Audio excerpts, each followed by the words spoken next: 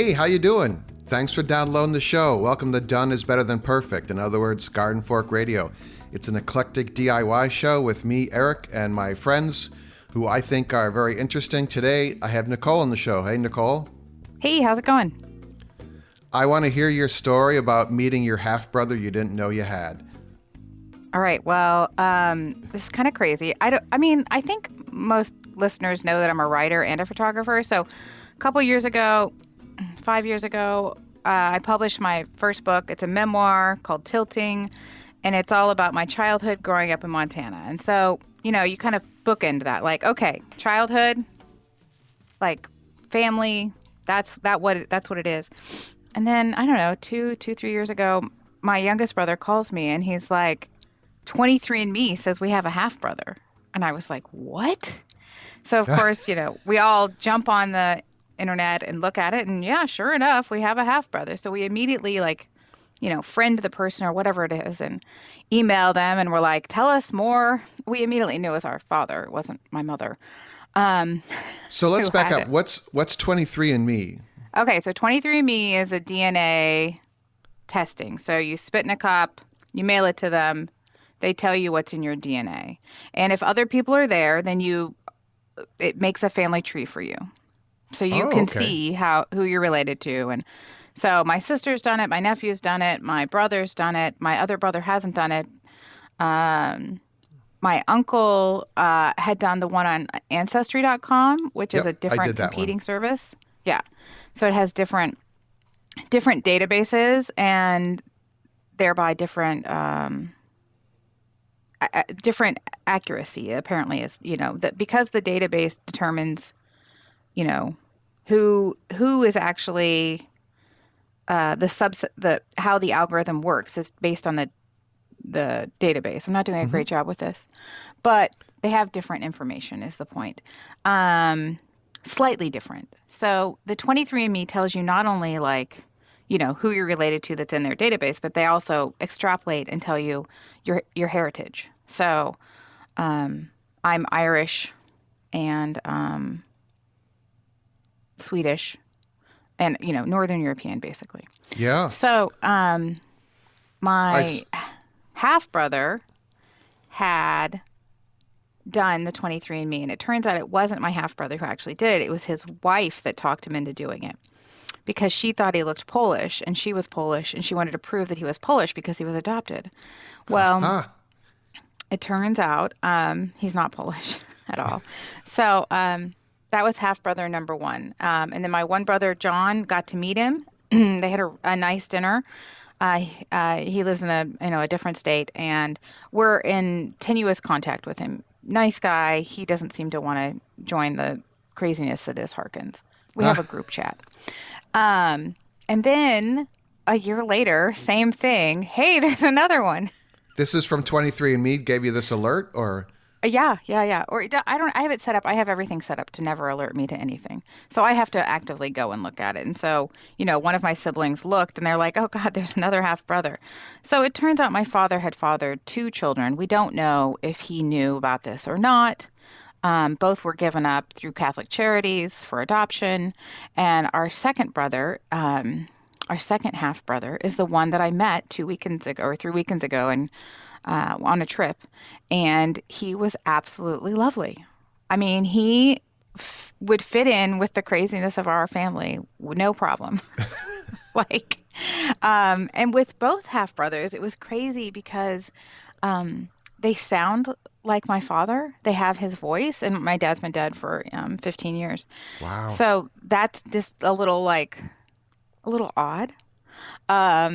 But many of the same mannerisms. And I would also say that my father was very, not unlike myself, very very knowledgeable and assertive in everything he said. So you believed what he was saying was the truth, whether or not it was. And I'm not saying my new half brother isn't telling the truth, but he had that same kind of gravitas or whatever when he was speaking. So that was also really interesting. And I met his family, and then randomly I was on a trip with my high school girlfriends who all knew my father very well.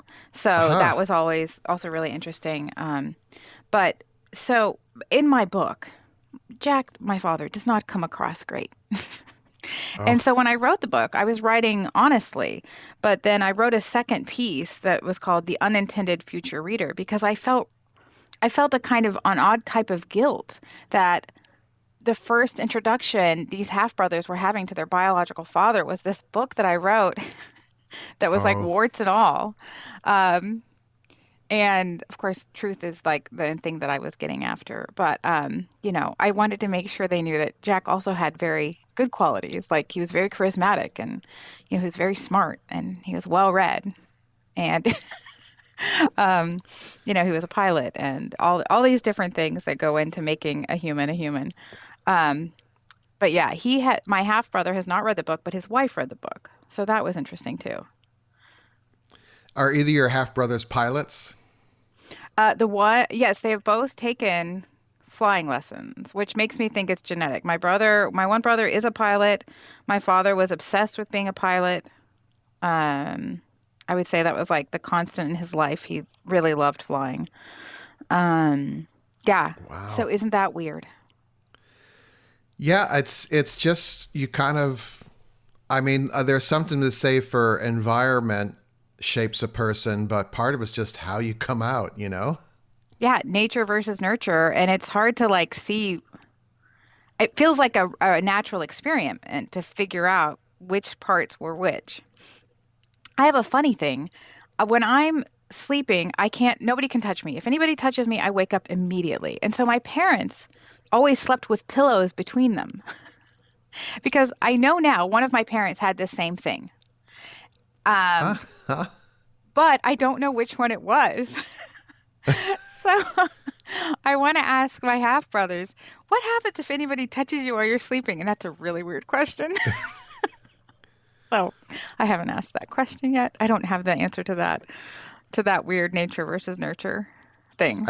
I think if you frame the question as just the way you told us that story, that you can only sleep if someone touches you, you wake up right away. You could tell them that's what happens to you, and oh, by the way, does that happen to you as well? Right. As an aside.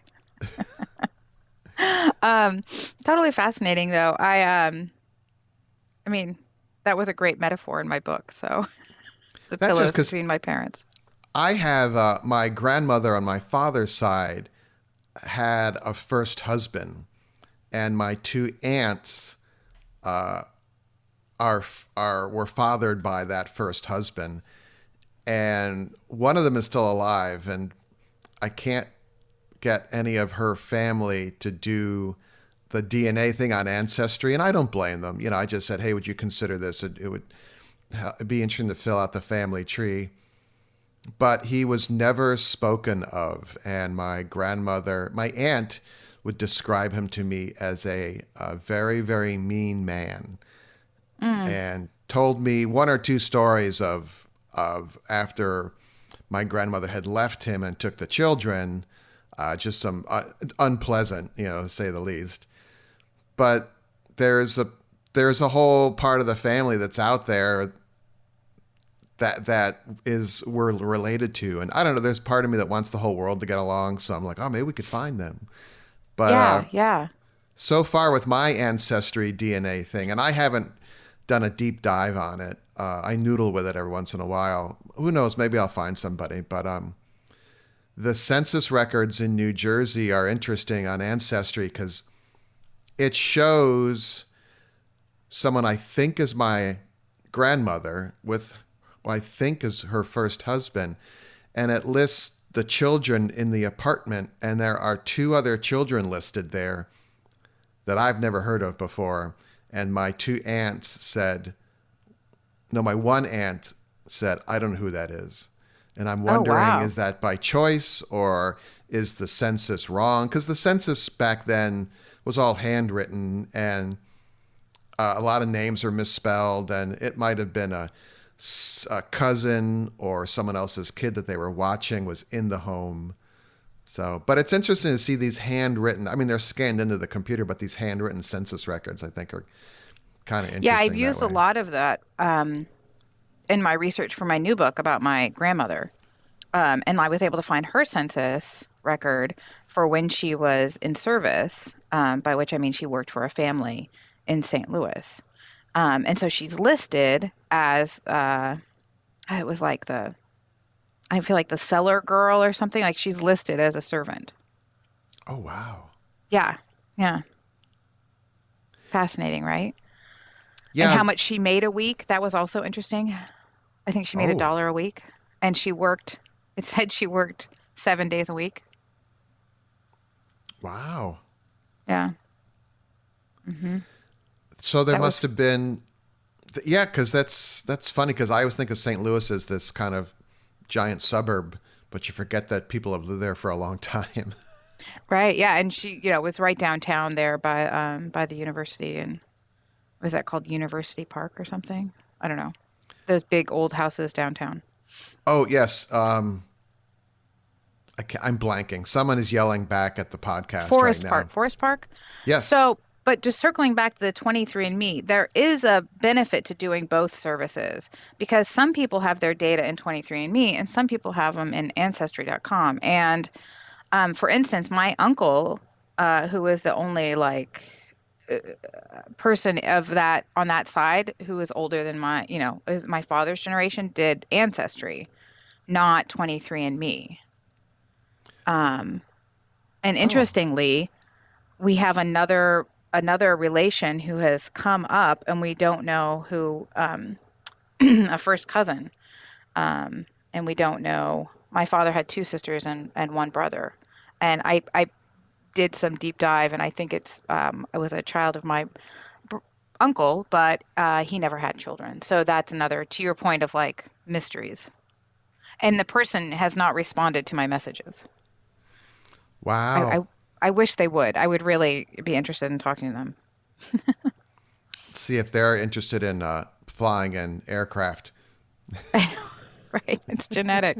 Yeah, yeah, yeah. So that was it was crazy. It was really, I mean, but it was also really nice, both of them seem to have had very good childhoods. Like the only conversation I ever remember having with my father about abortion uh, was he was incredibly opposed to it. He grew up Catholic, but kind of wasn't really as an adult, but he was very opposed to abortion. And I was like, but Dad, like, what if the kids have a bad life? And I remember him specifically saying, like, a bad life is better than no life. And that I don't know why that stuck with me, but I wonder that's my only data point as to whether or not he knew of these children's existence. My uncle, before he passed away, had never heard of them, and other family members had not. This, nobody knew about this. So was it a family secret, or was it really like nobody knew? I don't know. I would think that your two half brothers might feel a little more grounded after meeting you. Yeah, yeah. Did they say it was like a relief or anything, or were they kind of wary? Or Well, the half brother that I just met was like, he's like, it was very odd. Like, I immediately was like, oh, yeah, that I could tell right away that you were, my half sister. Like, I could tell. So, and we do have this nose, the Harkin nose. oh, okay, I didn't So, notice. I know, but it's so funny because it's a very dominant genetic thing. So, my kids have it, my siblings all have it. Um, Wow. yeah, yeah. So, yeah, it was fun. I mean, it was really, yeah, it was. I would say it was, exciting to be able to like share our health history too, like, Yes. because I think that would be very unmooring not to know. So, yeah. Yeah, especially if you have if someone has had some sort of disease in your family tree and it's a hereditary one, you know, or like my father had heart disease and so I'm a candidate for that. So when I go to my physical every year, they check a couple extra things, you know. Mm-hmm. Right. So, Yeah. wow, what fun. All right, so I'm going to get um the Yeah. And 23andMe let's thing as report well. back. Yeah. Report back if you find any of this missing half of your heritage.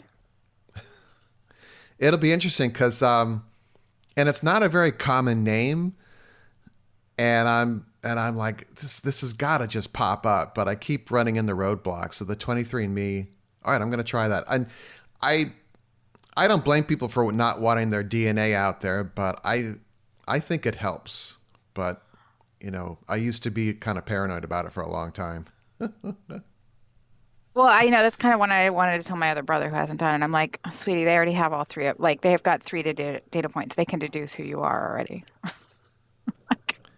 That was also Yes. interesting, though. So each of us have different amounts of, like, I match with my sister 48% genetically, and my one brother who did it, we're 51% the same. So there is some, like, wiggle room there. I thought it would be 50-50-50 for each of us. Yeah, I find it fascinating. Yeah. Yeah. Hey, real quick, if you would like to help support the show, one way is to use the Amazon link for Garden Fork. I said that backwards. The Garden Fork Amazon link. It's in the show notes here. It's amazon.com/shop/gardenfork. If you use that link, it'll take you to our shopping page. We can see the cool tools I use, cookbooks. I have several lists there of stuff. But also, by visiting that page, then doing all your shopping, we get a finder's fee for whatever you shop for that day. That's really helpful. Amazon.com/shop/gardenfork. Thank you. So the other thing that I wanted to talk about, which is kind of an extension of this, because you talked about the group family text you have now, is texting people just to check in. And the New York Times just had an article about this. It's called "Text Your Friends. It Matters More Than You Think." So let me just start with a story. I have a friend of mine, and we met this other person, and they said, I'd like to get to know them. I think maybe we could be good friends." And then a while back, I'm like, have you texted so and so? And they were like, "Well, no, because I don't want to meet with them today." And I'm like, well, texting them doesn't mean you want to meet with them today. You could just check in with them, to just say, "Hey, I was just checking in to see what you're up to," or send them a picture or something, And I was kind of surprised that other people didn't do that, because I do it all the time. And then the New York Times wrote an article about it that says it matters more than you think. Link to the article. I sent it to Nicole here. It says, "New research says most of us underestimate the power of the casual check-in." And I completely agree with that. What do you think? Oh, yeah. I totally agree. There's so many times. So I think that people are developing social anxiety around texting. I personally feel like I'm in charge of the phone. I can pick up the phone. I can put down the phone. But ultimately, it's my phone. So I assume everybody else feels that way. And if I call you or I text you and you don't want to read it, then you don't read it. Yeah. You don't pick up the phone if I call and you can't talk at that point. It's not like you're upset with me. You just are busy. But apparently the kids these days feel differently. And Yeah. I don't respond to text right away a lot of the time. I might catch it the next day. yeah, and when I was in Germany the other week with a good friend, a dear old friend, he was talking about this and something about it, that we're always in communication now. And by that he meant, like, it's not like there's never a point where you're not supposed to be communicating. So even by not responding, you're communicating. Yes. And I was like, "Oh, that's exhausting." Well, sometimes the texts get buried, Yes. but I actually make it a point I have the text messaging on all my devices, unfortunately, but on the computer, on the Apple, on the iMac, you can have your messages app going, and it's much easier to scroll out with the mouse, I've found, and kind of catch up with people. But like I just sent people a picture of the dogs, Yeah. not even any text. I just sent them a picture of the dogs, and it makes them happy.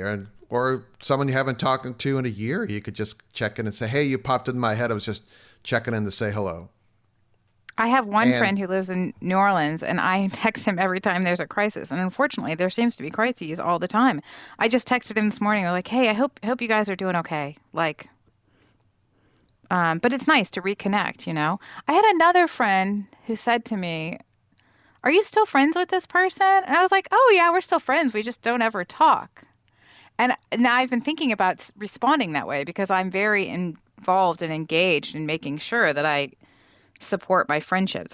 Friends are very important. I get that from my grandmother, and I was like, well, what does that mean? We're still friends, but we don't talk anymore. let me read some of the article. It says, Oh yeah, calling, texting, or emailing a friend just to say hello might seem like an insignificant gesture, a chore even that isn't worth the effort. Or maybe you worry an unexpected check-in wouldn't be welcome, as busy as we all tend to be. But new research suggests that casually reaching out to people in our social circles means more than we realize. Even sending a brief message, reaching out to check in on someone just to say hi, that you are thinking of them, and to ask how they're doing can be appreciated more than you think, says Peggy Lou, who is from, oh boy, she's got a long title. She's at the University of Pittsburgh. oh good, okay, well said. And she's the lead author of a study in the Journal of Personality and Social Psychology that found people tend to underestimate how much friends like hearing from them. They ran 13 experiments with about 6,000 people. And I could read the whole article, but basically, people like to be checked in on. Yeah, I mean, I like my friends. I want to hear from them. That's how I feel about Christmas cards. Listen, I know you love your children. I think your children are great. I think they're fine. What I care about is seeing you. Send me a picture of you on your Christmas card. Yeah. You know? I sound like a Grinch, but I'm like, I want to see how my friends are doing, you know? I like seeing them. Yeah. One of my cousins sends it's like a 2-page letter about what her and her family been up to that year. And Yep. some of my other cousins are like, oh, we got that letter. And I'm like, I think that letter's great. I do too. I love the letters. I mean, it might sound like and they are clearly proud of their kids and their Right. grandkids and all that. But what the heck? You know, it's better than getting some wacko election denier letter, you know? Right. Yeah, exactly. No, I totally agree. I totally agree. Do your research. Oh, jeez. Well, just along those sides, kind of this adjacent, apparently, if you're over 40 and you write an email and you use an ellipse, dot, dot, dot, that means fill in the blank. Like, yada, yada, yada, basically. Yeah. And if you're under 40, it's seen as being flirty. Oh, uh-oh. I know. That's exactly my response. I was like, I use dot, dot, dot all of the time. I So also, I thought, I read somewhere on one of those websites I read that the smiley emoji icon thing on your phone, younger people consider it passive aggressive. And oh, I'm like, I just want everyone to smile. I actually mean, really? Oh, We're just such bad people, Nicole, because we use the smiley emoji. I know. What were we thinking? I'll even do just like the semicolon and the parentheses. Won't even get But the emoticon out. back to Well, regular old texting. There's like six or eight people I check in on a regular basis. Like a friend of mine, his mother just died, and I'm just sending him a couple things every day that I don't expect to hear back from him, but just to kind of get his mind off. He's in charge of the burial and the will and all this stuff, and has a very dysfunctional family.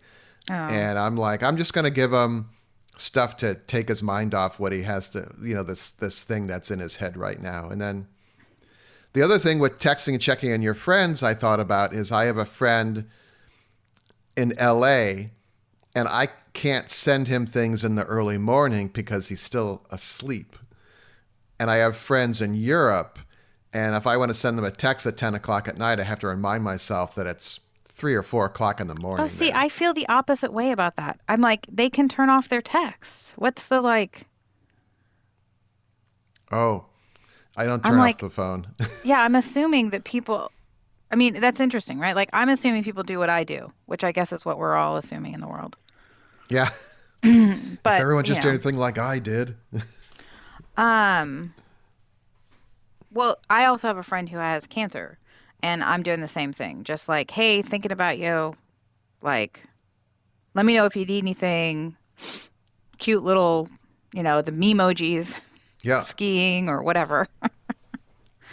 Yeah, I have a friend going through chemo, and I just ask him inane questions, you know, What's your and favorite just to color? kind of like, yeah, wrong. Let's all commit to texting a few extra friends today. That's a perfect way to end the show. Yeah. If you have thoughts about this, I would love to hear from you. I want to point out that we did not talk about electric cars the whole show. So, but we will later.